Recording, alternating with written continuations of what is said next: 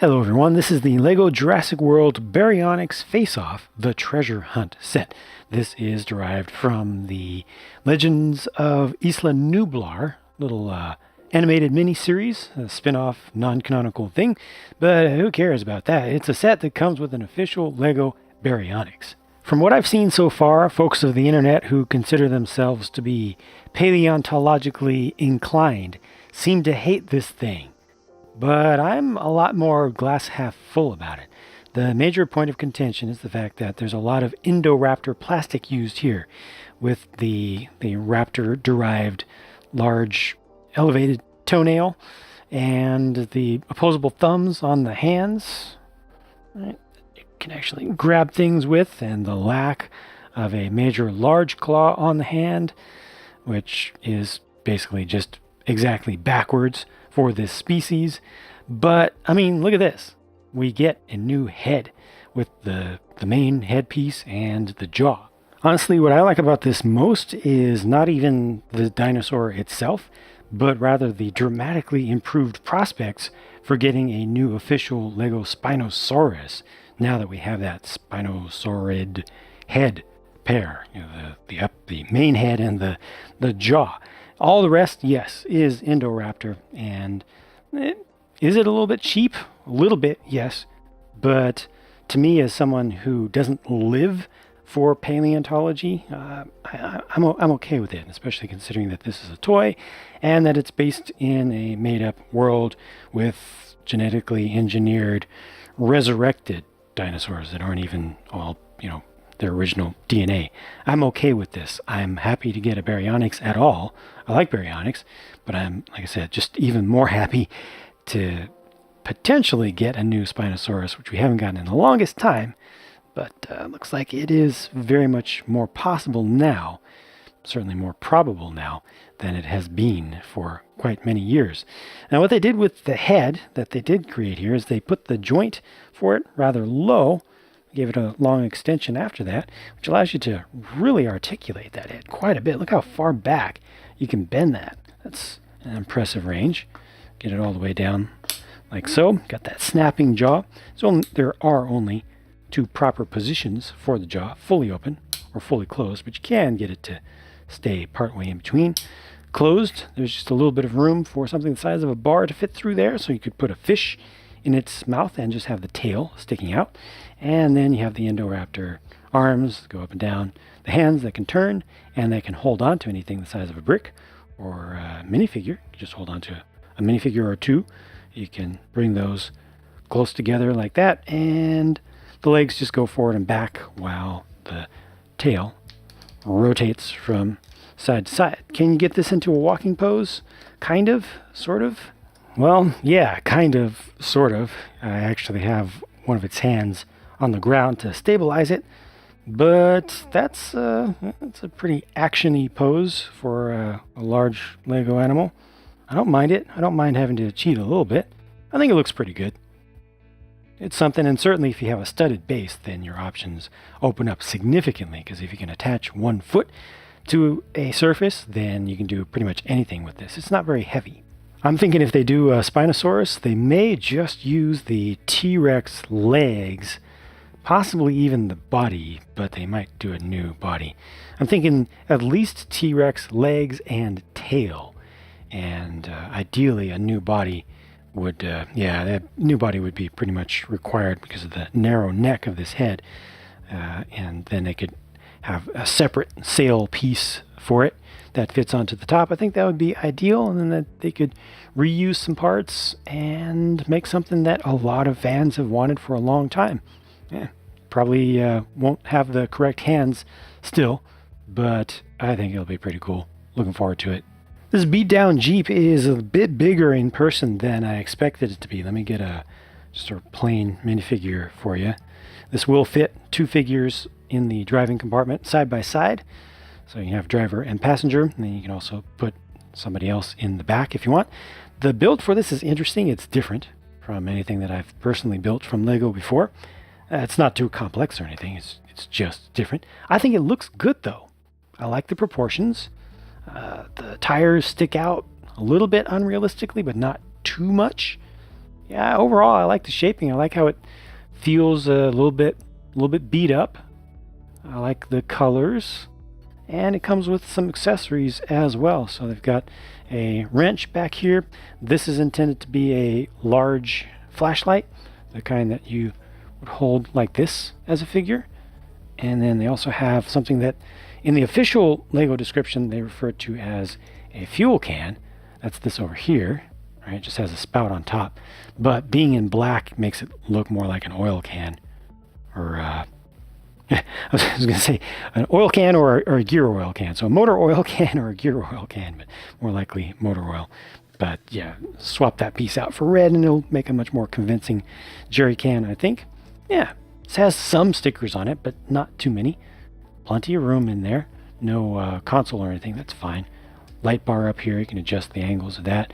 Got the black crowbars used on the side to help frame up the windscreen. Put some A-pillars on there. You can open up the engine compartment a little bit, just a little bit. Just a suggestion of a pop-up hood there. That's recognizable, of course. Yeah, it's pretty cool. And the big tires mean that, and a little bit of ground clearance under there means that you can actually drive this over some rough surfaces and it won't get stuck too easily, too frequently. And then we get this camper trailer, which has obviously survived an attack already with the scratches there with the sticker. It's got some foliage growing on it, you know, it's a little bit beat down. It's obviously been out in the cut for quite some time now. You know, it's actually starting to grow into its environment, or vice versa. I don't particularly like the shape of this from the outside. I struggle with kind of the scale, like what exactly were they going for here? But it's nice to get a trailer that you can actually put things and people in. And this opens up on this side. The whole side opens up, and that's not too bad. Look, they even used the wall space. Got a nice old school VHS camera there with a new print for a VHS cassette tape. That's fantastic to see a replacement for the old one, the old reel-to-reel tape that they've had forever.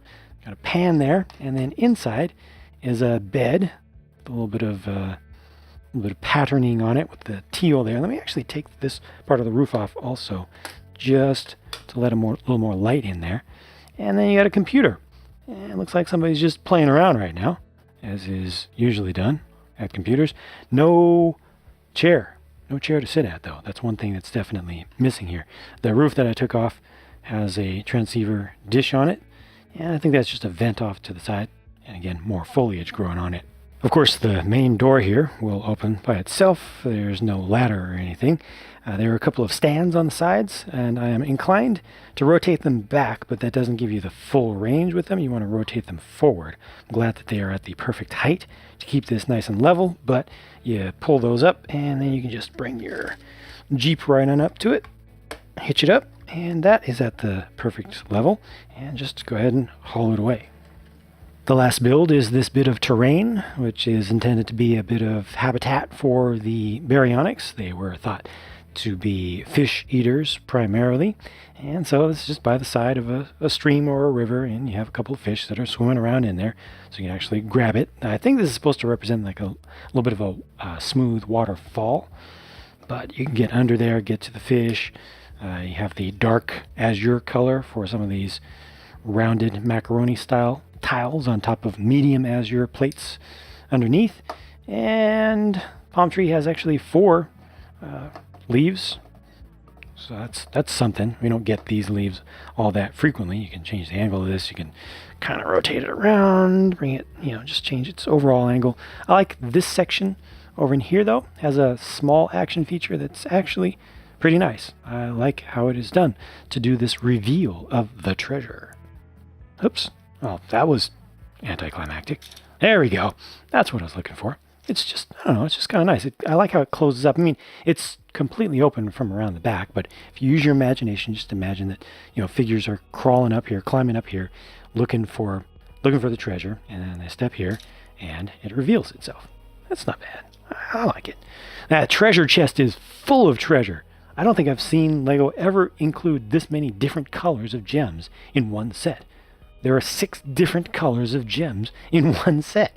And they're all thrown in there, as well as a couple of gold ingots down below. I'll just empty it out. There we go. So that's all the stuff that you get. And there are also some spares that I'll show you in a couple minutes.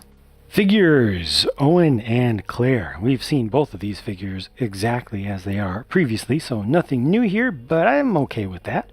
You know, it's supposed to go into the Jurassic World, and you know, they're directly from it, and it's all from an animated series anyway. I'm fine with the inclusion of two existing recognizable figures with their recognizable faces and colors and everything. Yeah, these are just fine. I have no issue with this, and both alternate faces I think are useful for scenarios that they go with. These two figures are new though. On the left is Danny Niedermeyer, not Nedry. No, it's Nedry's, I keep confusing, nephew I believe it's supposed to be.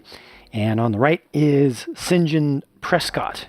Forgive me if there are any St. John Prescott super hyper fans out there if I have mispronounced his name. What I like here most is Danny Niedermeyer. I like that character. I like the figures of him. And this one has the same shirt underneath that's being revealed that I really liked in his other form in the last set from the series that I reviewed. And outside he's got the Jurassic World full uniform on. St. John, meanwhile, has a new printed tile that is an incomplete map. I kind of wish that map was done in tan instead. Like if the tile was done in tan, I think that could have looked a little bit less late 90s, maybe even, yeah, I think late 90s. It's kind of how it looks, just dropping something onto a white tile. A little bit underdone, I think. Comes with the machete. Actually, JANG, it's a machete. This is a machete. And there are some of the details that you couldn't see before with the alternate face for not Nedry here, and the rest of the print on the torso for St. John, if that's how it's pronounced. And this is Owen's own dog, Red.